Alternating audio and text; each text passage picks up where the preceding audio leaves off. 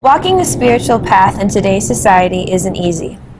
Here in the United States, we exist in a world where people are judged by the color of their skin. The media feeds us poor body image and low self-esteem. With the abundance of technology, distraction is available anywhere we look, and the rates of ADD, ADHD, insomnia, and other disturbances are on the rise. My name is Eri Guajardo Johnson, and today I am interviewing Jyotish astrologer, Ayurvedic practitioner, and manager of Hotbox Yoga in Hayward, California, Janet Perez. Today we hear Janet's own story of navigating a spiritually led life of community and healing, and dive into the inspirations and struggles she met along the way. First of all, I want to thank you for interviewing me today. This is quite an honor, and Eri is one of our yoga teachers at the yoga studio, and I'm very, very happy to have her there at the. She's quite an asset, definitely. Thank you, thank you. Just to kind of give a little more context for everyone, what we're here today to talk about is healing, community, courage. We only have a short period of time, but I really want to thank you for agreeing to step forward and to share your vulnerability and your own journey of studying yoga and Ayurveda, spiritual existence, while still staying very dedicated and rooted to taking care of your community and helping others heal. Definitely. So thank you. Yes. All right. So to begin with, if you could just please share a brief description of your background. For example, what type of family, what type of community raised you? Okay. I was first generation Latina. My mom's from Nicaragua. She came from Ciudad de Rio. My dad is many generations later. He was born in Texas, but of Mexican descent. And I'm born and raised here. I'm born in San Francisco and raised in this Bay Area. So I have a dichotomy of cultural background that I can pull from. Cool. When did you first discover yoga and Ayurveda? I discovered yoga because I was a police officer for quite some time, and I developed a lower back issue, and so therefore that led me to yoga. And after that, after being there for a couple of years, one of our yoga teachers, Jamie McMaster, who was one of my amazing teachers there, he asked me if I wanted to go to a Ayurvedic seminar in Castro Valley, and I said, sure, Ayurveda, what's that? And he says, well, come and check it out. And after that, my entire life changed after discovering Ayurveda. Wow. So how long has it been now since you've been studying? Well, I discovered yoga. I discovered in Hotbox Yoga. Lori Maravilla was my first teacher. And so in 2004 is when I started yoga. And 2 years later, in 2006, is when I just completely delved into Ayurveda. And so 2006 is when I started learning Ayurveda from the California College of Ayurveda. And I also went to India because I was so mesmerized by this entire study that I had to go to the motherland and check it out myself. So that's how awesome. I started. That's awesome. You mentioned your own, diving into your own healing in terms of using yoga to address your lower back pain. But what was it that inspired you to keep coming back to class? And I guess now let's focus on Ayurveda a little bit, because that's obviously a lot of dedication, it's a lot of commitment. So what kept you coming back? Well, in retrospect, without having the knowledge that I have now, because now I know that this is my path and that was my karma, but of course I didn't have that knowledge then. Then it was basically my ego. Lori was one of my first teachers, and she was a little harsh at the time, as what I thought, but now in retrospect, she was a wonderful teacher because she pushed me. She's like, listen to your breathing. And I remember distinctly her saying to me one time, you must have a hard life. And I was like, what is this lady talking about? Because I was breathing hard. When you first start yoga, you're like, and these poses are really hard and you can't get into them. And so I remember, and I thought to myself, I'm not going to let this woman, I'm going to prove to her that I can do it. And I did, and I ended up really pushing myself. So it was, I hate to say it, but it was my ego at first. No, that's real. That's real. Yeah. And how did your family and friends react to your dedication to this path? At first, Well, yoga was more of a physical fitness thing for me, because even that was hard for me and ego-based, because I used to lift weights, and being a police officer, I wanted to be big and have muscles and do everything that the Western culture kind of follows. And then so to me, yoga was kind of for weenies. So I thought, I don't want to do this. So it wasn't really family getting in my way, but Ayurveda was like, what is that? Because I remember the first workshop that I took in Ayurveda, I went home and I literally threw away all the canned food. So I had a big old bag. Of course, I donated it to folks who like that. Yeah. And then I went into my freezer and threw away all the frozen food away. So I really abided by, the rules of Ayurveda very quickly. Wow. And so that was definitely not entirely acceptable. And in addition, with Ayurveda, drinking water with ice, of course, puts out your fire. So even now, when I go to restaurants, now it's becoming more acceptable. But back then, it was like, God, you're such a pain in the neck. We go to the restaurant and you're like, no ice, please. And so, anyways. I hear you. So there's a lot of little details that just socially, and not just with my family, but socially were little hurdles to overcome. Mm-hmm. Wow. So, how has studying these sciences influenced your relationship with your spiritual heritage of Catholicism? Okay. Say that one more time, because I need to kind of get into that one. Yeah. So Ayurveda and yoga, right? Mm-hmm. They're physical-oriented sciences, but they're also a huge spiritual component. Correct. And so where you must have a spiritual relationship with yourself and the world around you to continue to engage on the path. And so my question to you is, how has your diving into this spiritual relationship with yoga and Ayurveda, how has it influenced your relationship to your spiritual heritage of Catholicism? Okay, wow, that's huge. I know. For Latina, born and raised Catholic, and believing that there is no reincarnation, and then completely following the path of Eastern thought of reincarnation, because everything is based on that. Like, we study Jyotisha, which is the Vedic astrology. It's definitely talking about your karma, which means that in some past life, and believe it or not, in some other dimension, and now we're really getting into quantum physics, but it does, modern science is now beginning to realize that that we do live at times parallel lives, not at times, but we do live at parallel times, that there is no future, there is no past, there's only the present, and everything comes together at the same point in time. But anyways, to not get into that subject too much, but there is the whole topic of reincarnation, where that is not a Catholic thing. You die, you're done, it's over. So that was very difficult, and so that entire concept, I do respect, and I respect every religion. I still go to church, and I have no problem going into a Buddhist temple. I have no problem respecting all religions, because I see that all of them have a bit of truth to them. But definitely for the Latina person, my friends tell me, oh my God, what are you doing? That's brujeria, or that's crazy, or, ¿qué lo que estás haciendo? And, and I do palmistry, which is called hosta in this tradition.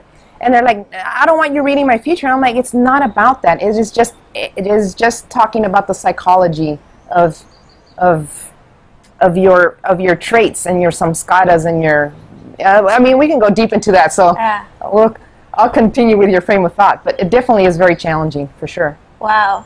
I would love to go into that another time, because that's really interesting. That's really interesting. What inspired you to transition from a focus of personal healing to teaching others and to help others heal? That's a great question. That question is basically set at the turning point of my life. In the year 2000, I questioned myself. I was at the height of my career as a police officer, making 3 digits. And I had a house, I had the home, I had the car, I had the career, I had everything. And so at that time I said, is this all there is in life? There must be more. So I searched, as any other person does in those years of searching, especially around the age of 30, 31, 32, 33, when you have your Saturn return, which is a whole other on a whole other I hear you. topic. And so I digress. What was the question again? I'm sorry. No, it's okay. It was what inspired you to transition from a focus of personal healing to helping others heal? Yes. Okay. So at that time, I started questioning everything. Religion, my job, what am I doing? What's my purpose in life? Why am I even here? So at that time was the time where I decided to find out what else is going on. And yoga and Ayurveda led me to more studies and led me to India. And actually in India is when I had a huge a life transitional, where I decided, and I finally learned how to meditate, and I learned that our direct connection is to the divine power, whatever that is for you. It could be, you could name it God, you could name it Allah, you could name it whatever your divine source. When you develop a direct connection to that is when you find your true calling. And you have to listen to your intuition and go towards that. So that's what led me to the transformation. And I got an appointment with an astrologer at the time. I didn't know anything about Vedic astrology. And after that reading, he told me, you're not even in the right career. You haven't even started living yet. Wow. And that's why, like, my logo and my whole business is called Your Mercury Messenger, because there's what's called dashas, periods in your life. So I am now entering my Mercury period in my 9th house, and that is the house of Guru, which means teacher. And so I knew that at some point in time I was going to be teaching. Wow. That was both fantastic and scary, I'd imagine, Very. to like hear that news. Yep. Wow. What were or are some of the struggles that you have encountered along the way of becoming a teacher? Well, first of all, is my own ego and societal pressure, and even what's the word called? Or my nationality. You know, Ethnicity. My ethnicity. My ethnicity is, you're supposed to have kids. You're supposed to get married. You're supposed to do this and that. And to me, my calling is entirely different. And so the struggles in being able to have the faith to jump in full head on has been the hardest challenge, because I always knew I wanted to teach something, and I thought, what am I going to teach? What do people want to know? So that was really difficult for me, was to believe in myself and that I could do it, and that I had something to teach, and that I had something that people wanted to learn about. Wow. So that was a struggle. That's cool. So now we're going to kind of jump from the micro to the macro lens of looking at life. So yoga and Ayurveda in the U.S. is a predominantly white arena. What are some of the challenges you have faced being a woman of color studying a white-dominated, culturally Indian science? Well, I could tell you, this is going to sound funny, but these are the challenges that we face day to day, is going to the class and stepping into the class the first day and seeing everybody. And we as human beings, we always want to see something just like us. We want to see a mirror, and then we kind of gravitate towards that. If you're Latina, you want to see another Latina in there. Although I don't really, my physiognomy is not as Latina looking, well, especially now I have my gray hair, but I am, you know, that's my entire way. So then, you know, and I want to go eat Latino food, and quiero hablar en español, y quiero, ¿cómo estás? Y me siento más confortable en español, you know, which means I feel very comfortable with my own language, and it's a whole different part of the brain that you use when you speak a certain language and when your culture is a certain way.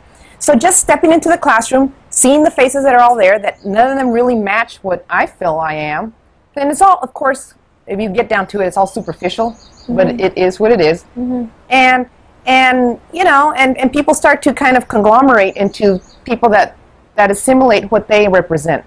So one of the biggest challenges was the day-to-day of not having, let's say, a class buddy. Let's just say that. Not having a class buddy that I felt like, man, you know, I can go to her house or their house and, you know, eat tortillas and frijoles and, you know, and just hang out and talk about that. But so that can be a challenge on the day-to-day when you enter the classroom. Yeah. So one of the things that I've been contemplating recently is how at least in my experience, being a woman of color, I feel like has given me a very special perspective on the spiritual path, because there's no way in all heck, right, that we can forget that we have a body. right? Because even if we try to, even, you know, we walk outside and this world reminds us that of our body, of being a woman or being a woman of color and all those other, you know, layers of identity.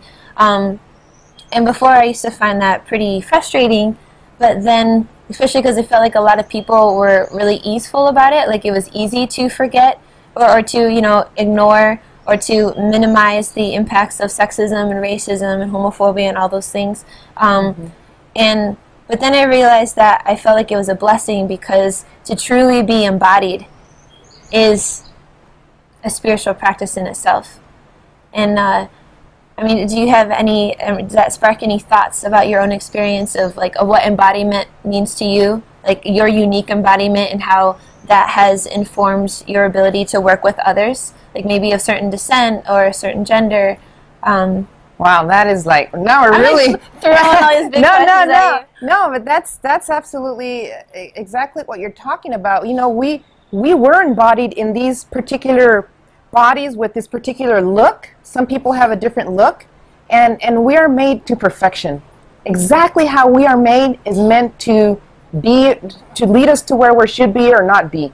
So because you are Erica, or Eri, sorry, and you look a certain way and you talk a certain way, and I'm Janet and I look this way, we're perfect. And you know, because it takes us too. It takes us to be able to lead the way and be pioneers into this field that is not dominated, not because of knowledge, but unfortunately sometimes because of socioeconomic reasons. We are not really predisposed to be able to, I mean, these are very expensive classes. And to be able to take Ayurveda, which is, or acupuncture, or any of those other holistic sciences, are very expensive classes. You know, it's, we as a culture do not necessarily have the extra money to invest into these sciences. All right? Yeah. That's really important. That's a really good point. What do you think needs to happen to help diversify the field? Like, I mean, you mentioned socioeconomic, so I mean like scholarships or maybe offering classes in different languages. So what do you think? Exactly. And this is exactly what my entire purpose, one of my biggest purposes in life is to be able to make it affordable and reasonable to folks who would love to be able to learn these things, and kind of be a pioneer in mainstreaming these amazing, wonderful, holistic sciences that really are going to be powerful in healing the person, not only physically, like in yoga with Ayurveda, but also psychologically. You know, when I do a reading, or we, you know, do palm reading and everything, the person gets to really know where they're at on a psychological level. And then on a spiritual level, we have meditation, we have Sanskrit Vedanta, there's just so many things. And then I even learned Vastu, which is how these spaces relate to our own body and to the area that we live within. I mean, these are all fantastic sciences that can truly, at a fundamental level, heal people. And yes, and I want to teach all that in Espanol. That's awesome. Yes. Yeah, I think a lot of people, without having much orientation to yoga Ayurveda, they see it as an exotic, as like something that's very separate. But a lot of the things that you mentioned, at least in my own family, are things that were talked about, you know, passed down from my grandmother to my mother to myself.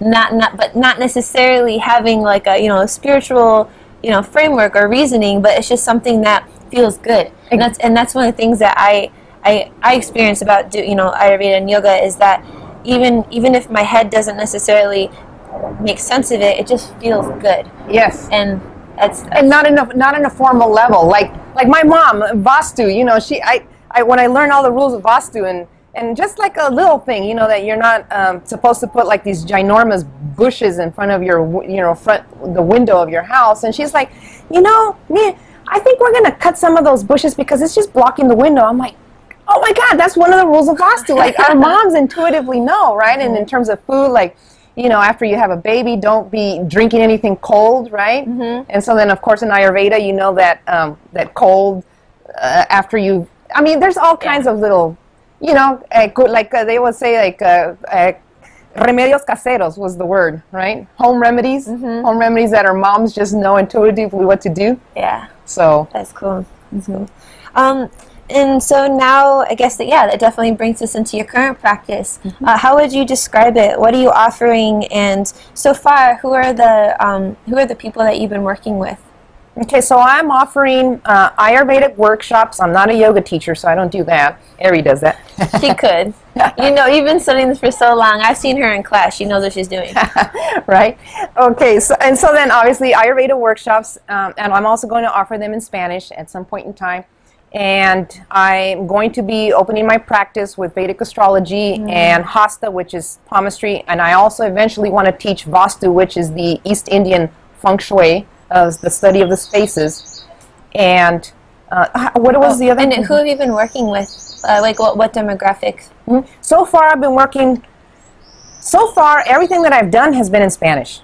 So my YouTube video, Your Mercury Messenger, is definitely been to catering to people who speak Spanish, and thank God I'm up to somewhere around 180 subscribers, and worldwide I get little messages. So, I have 22 episodes, and then all other miscellaneous things. That's cool. And now here, like Eri said, at Hotbox Yoga, I definitely want to start offering all of that, those services, and I think they're amazingly deep. There's a lot of depth to it. So, thank you. And is there a community? I mean, you've actually already kind of mentioned this, but in terms of here in Hayward, is there a community or a group of people whom you would especially love to see walk through the doors? I mean, like more police officers, or blue-collar workers, or mom who just had babies, or. I love that question. So demographically speaking, even when I was a police officer, one of the huge reasons that I wanted to become a police officer was to help females, especially Latina females. I feel not that we're disempowered, but we're misrepresented, and we don't have enough services for Latina women. How do I say this and not sound, what's the word? I feel that there's a lot more services offered to other demographics. For Latina women, there's always Planned Parenthood, and there's how to feed your babies, and how to take care of your family, and how to cook, and it's great. I think the female Latina is almost set up to take care of her family, and sometimes that saddens me because they don't have the socioeconomic how to be able to have the kids be in childcare. Usually they're the one taking care of everybody else's children. Yeah.